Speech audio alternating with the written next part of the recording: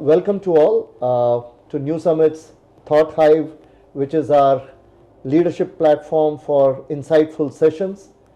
Today I have the privilege and pleasure of hosting an industry stalwart, Mr. Saurabh Khanna, who is the Managing Director and CEO of NERL. Saurabh in his past life has held many leadership positions. He's worked with ICICI Bank, L&T Finance, Standard Chartered, Sanmati Finance, and many other stints in various leadership roles from Agri-Finance to retail banking, corporate banking, and today in his role as the Managing Director and CEO of NERL.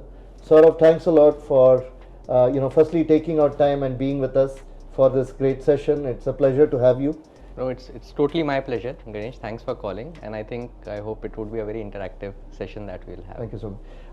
And I would like to start with asking you, as you traverse through these many roles in your life, and as you kind of looked at executing these many leadership roles, and in the current role, which is working with the regulator ecosystem very closely, what has been your guiding philosophy and North Star in these various roles, and what do you believe has been the core that has helped you execute and be successful across these various stints?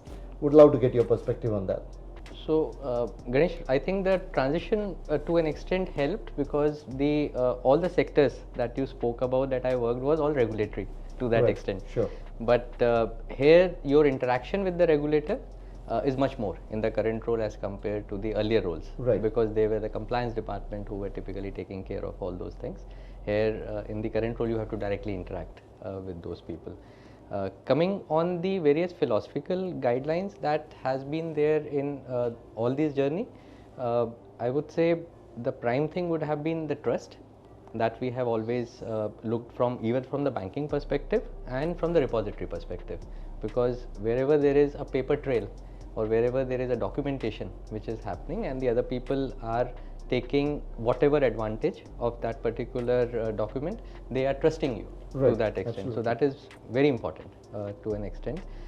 Both in the banking as well as in the current role, transparency is what we have always seen is required, because people feel that more transparent you are, they are more comfortable in terms of dealing with you. So that has been there, and technology is the another T that I would say has been, whether it was ICICI earlier or currently in this role, has always been the pushing part, because the edge that you get through the technology is always helpful, and especially when you are in the rural sector or in the agri, the cost of reaching those people is pretty high, and if you have technology as a support, that helps a lot. Absolutely. At a lower cost to reach them out. So I would say all these three T's are the primary philosophical guides that has helped across the journey.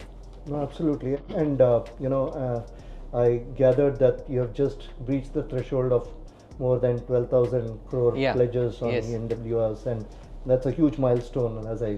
So that was primarily again the trust that the bankers had on us, that this particular ecosystem can evolve, and since it was pushed by Government of India, so it has to have that particular mechanism so that people come, because regulatory environment nobody wants to enter into very easily. True. They have their own misconceptions in terms of what all informations that we provide in a regulatory environment, it can be taken out for some other activities also. So always people have those misconceptions. So we thought that those things at least now are not there. People are trusting either from the depositor side, the warehouseman side, as well as from the bank perspective.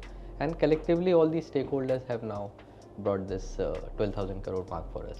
Absolutely, and congratulations on that big milestone. Thank you. And in many ways, what I realize is that yours is such a strong convergence of domain at one end and technology leverage at another end, and in many ways resonate a lot with that, because as we kind of looked at the market, our core origins were that from capital markets, and our domain on the back of our rich legacy with NSE was largely curated around capital markets and cyber security, and then you kind of try to bring that leverage into the technology services that you extend. Would be great if you could share some perspective and throw some light on how do you ensure that you kind of bring together both the domain and the cutting edge technology, given that, as you rightly said, this is a platform which is meant to have the veracity of all of those collaterals that are being used for extended trading and financing in the broader scheme of things. So how do you leverage technology? What are the basic principles that you look at when you kind of select technologies, platforms? What is the hygiene that goes into it? The thinking and the thought process would be great to So, as you rightly said, domain helps, because if you have worked in that particular field specifically, because most of the time we feel that the higher the hierarchy you go, it is not the domain that is more important, it is the overall skills of leadership styles that are required, but domain helps, because then you are able to at least know that what is the process that has to be there. In case if somebody wants a guidance, then obviously you can contribute. Otherwise, it takes time for you to come up the curve, and then people give you that credibility and respect within the organization. But at least if you have a domain knowledge, it gives you a day one advantage to that particular thing. Absolutely. So that helps in NERL also when I shifted, because the agriculture domain knowledge was there in the banking sector, and for a large amount of my career, I was working on this particular product itself from the other part of the Right. So it also helped when we were dealing across with banks, because they have their own apprehensions, and then we were able to tell them that yes, I was also part of the banking system earlier, and these were the apprehensions, but these I now know are not required to be there. So those things typically help them to understand it better.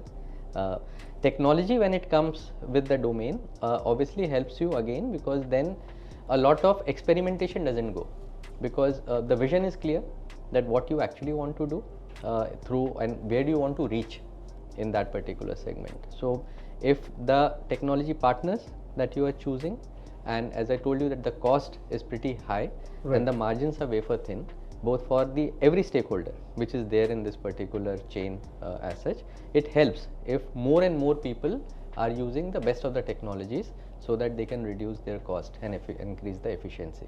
So technology plays a lot of thing when we choose whom our partner be, and going forward also whenever we are planning to expand to other sector in this periphery of warehousing, we would be very cautious of the same, that technology whatever we use helps us to achieve in the minimal cost, because we are not a very large organization. So and most of the time when we deal with people, they feel that we are a tech organization. So in that fashion, we have to then have the platform very well made, so that it is easier to use for the users as well as it is cost effective. Absolutely, and I think that's pretty much the mantra for a lot of platforms which are user centric, where that becomes the core of your business. And I would imagine that as you kind of have so many volumes of transactions building out on the back of your platform, Saurabh, that also means there is a lot of data and information that gets assimilated over a period of time, and that repository just gets bigger and bigger. And one of the things that we know in the industry is that data is a lot of power and information that you extract from it. So one is, is there a philosophy or a thought on how you can potentially leverage on some of this data for more insights to make your business better, kind of be more insightful and proactive in terms of customer service and all the elements that come around it? And B, is there scope for elements like monetization that play out as a function of the data that exists, and of course within the parameters of ensuring as a regulated entity privacy and other elements are taken care of? But do you see data as a huge leverage that you have, given the whole sheer aggregation of what you have? No, I totally agree. Ganesh, data is gold. So what we have seen in last couple of decades, that the people who have the data, they are the leaders of that particular market, and as the name suggests, we are a repository. So a repository has to have some amount of data. And that we are building, and since now we have just entered into our 8th year, so we have lot of data which we were collating more from the transaction point of view. We never thought that these data can be again shared with the stakeholders inside, obviously with the approval of the authority, that can be used for their next level of engagement. So what we recently did was that we made a dashboard and we presented it to banks, because those are the first users of our data, and they liked it because we did a lot of risk analysis. We also did them that these are the type of customers whom you had funded. Right. Now these are not with you, but somebody else is doing it. So it is not that they have gone out of the ecosystem, Right. but it has been taken over. So it's an eye opener for them. Sure. That these are the commodities that you have done. In certain commodities you are very good, but it might not be that you are good and hence that commodity is also doing good. Also see the other part of the commodity, that the prices have gone very down and you are the only sole lender in that particular commodity. Other people have already left. Right. So those were very interesting data analysis that we got, and we feel that if we can build it over the time period in a more comprehensive manner, even the authority have now asked us that if you can give a dashboard to them so that they can also regularly take care of what all activities are happening. I think this can be used not only for the consumption of within the sector, but like the new GFF which has happened or is currently happening also, they are now talking about open network. Right. So for agriculture, so apart from ONDC what they were doing, now they are planning to do for agriculture separately, and government is taking an initiative. If they can use our platform for the post harvest, I think they can take a lot of data from our side which would be very useful for the lenders and other stakeholders to use it across. Absolutely. No, in fact, very interesting that you brought that up, because as you kind of navigate over a period of time, there are various things that play out both in the macroeconomic perspective. There are impetus that Yes. is given by the government, where there is a lot of focus and bolstering the whole economy on the back of the agricultural segment and all of that. And would love to kind of get your perspective on how do you navigate through some of these, the ones that give you the fillip and where you kind of get additional bolster is a great thing to happen, but you also experience a lot of situations which are crisis kind of a situation, and would kind of love to get your perspective both in the context of your industry, your business, but more importantly as a leader when you kind of navigate through these passages of time. Is there an experience that you would like to share with us which is a bit more of a challenging change or environment that played out, but you had to navigate through it to get to where you had to get to eventually? Yeah, challenges have been there in the last the career journey that I have pursued, and what I've learned not only from my leadership style but from my mentors. Sure. To an extent, because my earlier institution ICICI was purely a mentorship institution to that extent, and we had faced a very large crisis for the same type of product. Right. And I have seen how they have navigated, and that was my core now, that how to take care. So obviously what I learned across at that moment of time is that never take a hasty decision.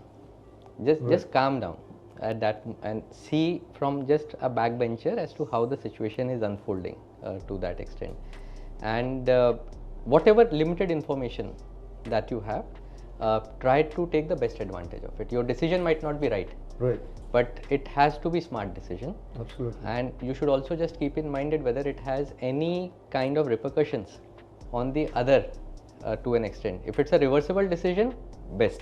Sure. If it can't be reversible, then what is the implication that it is happening? So there were situations where we have seen that there were crises, people were very calm, and we thought that they would be just hunky-dory everywhere, and people would be fired. They didn't fire anybody. They sat for 8 hours in a room, and the meeting started roughly around 6 in the evening, and it ended up in the morning, and we had a new product to launch the next day, and that is the way the entire ecosystem was changed. The processes were laid down. It was given to the management that this is how we work, and within a couple of months the new product was on the ground. So I think a lot of time we panic, and panic doesn't help to that extent. It also gives a very jittery effect to your entire employees as to if the top leadership itself is panicking to the situation. So and sometimes sense of humor also helps in such areas where people are ease, and you take a lot of people on your side as to how, and make it more inclusive. So at the later date, it doesn't mean that only you were the person who were taking the shots and nobody else were taking those things. So be inclusive, be calm, and I think take the decision with whatever little information that you have, because most of the time you can't postpone. So you have to take the decision and go ahead. No, absolutely, and I think this is a great lesson for many of the folks who are hearing this session, because some of these are life lessons which you learn over a period of time True. on the back of what you experience, as you rightly said. And again, I can kind of relate a lot to a lot of my own learnings from the past, where just like ICICI Bank in your case, I been with IBM for 17 years and multiple roles, different experiences, different situations. I think a few key takeaways, as you rightly called out, is the objectivity, not taking hasty decisions, hopefully kind of collaborating and being inclusive Yes. in the way you go about it, and more importantly, not panicking given some headwinds that come your way. True. And the truth of the matter is that all of us, irrespective of the industry, experience these kind of headwinds Yes. time and again, and it's very important to kind of not lose sight of the bigger picture. So no, thank you so much for that. And that takes me to my next question, which is probably in some ways your guidance to a lot of our colleagues who are listening to this podcast, as somebody who aspires to be a future leader, or who's already in some form doing some leadership role but wants to kind of take it to the next level. What would be the few things that you would call out for people to kind of embed and embrace as they kind of look at scaling up in their careers and journey? Would love to get your perspective on that, Saurabh. So I think still not reached that height. You Still to being reach. modest as always, Saurabh, but I'm So, sure. but whatever I've learned Sure. from my mentors too, and I've tried to imbibe to an extent. First is, I would say that whenever you are reaching to a place where you feel that yes, now you are in a leadership role, whatever role it is, try to be empathic with your people. Because most of the time what we have worked in an industry, because we have not worked in a manufacturing industry, Right. we have been working in a service industry. Right. It's all about people. Right. So I think that connect should never get loose with the people that you are.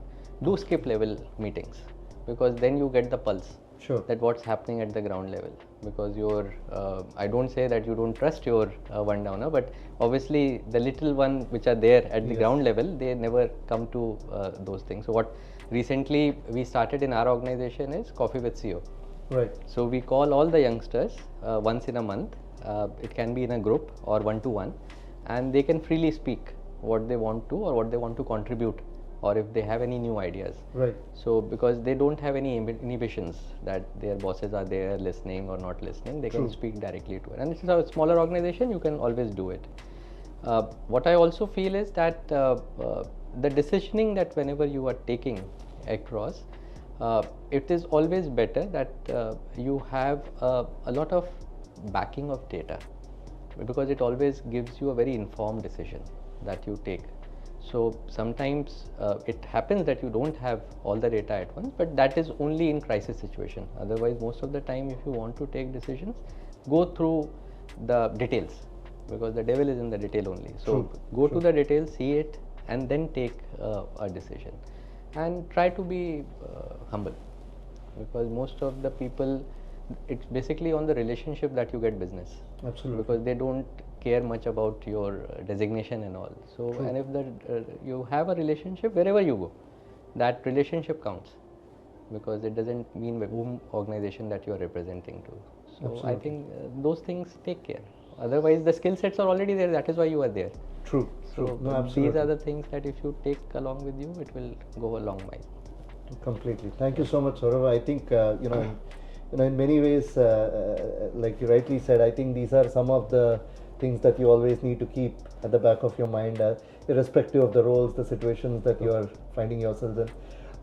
Thank you so much for sharing your insights and perspective, right from how you have transitioned into different areas of businesses, led in roles that have moved from Agri-Finance to it has always been regulated, as you called Yes, out, but it's totally. a more closer interactions with the regulatory ecosystem, ensuring that what you do is kind of directly contributing to a large segment of the diaspora today, Yes. which is a significant impact to the economy, to the country's core fabric. The leverage of technology, and how do you use technology efficiently with the lowest unit cost, but with a delivery that needs to translate into the results, not compromising the veracity of all the transactions, keeping the repository, scaling up the repository, ways to kind of bring in the data from that repository and make more insightful contributions to the ecosystem and the shareholders who are kind of looking at that, and to your views on how do you kind of evolve as a leader, the core tenets of what it takes to kind of be embracive, be kind of sensitive to the lower strata in the organization, and ensure that you take all of that and build it into your daily life. So thank you so much for your insightful thoughts, Saurabh. Once again, it's been a pleasure having you, and wonderful to have you here, and thank you for your time once again. No, thanks. I think it was great talking to you, and I hope that the NuSummit also reaches the NuSummit. Thank you so much. To that extent. Absolutely, and that's our aspiration as well. And sessions like these will take. There are a lot of takeaways for all of our people to truly reflect on these sessions. Yes. And there is one thing that you kind of say that this is what you need to do as part of your job description, Yeah. but these are those moments and these are those insights that play back into making individual lives and careers better. So once again, sir, thank you so much and take care.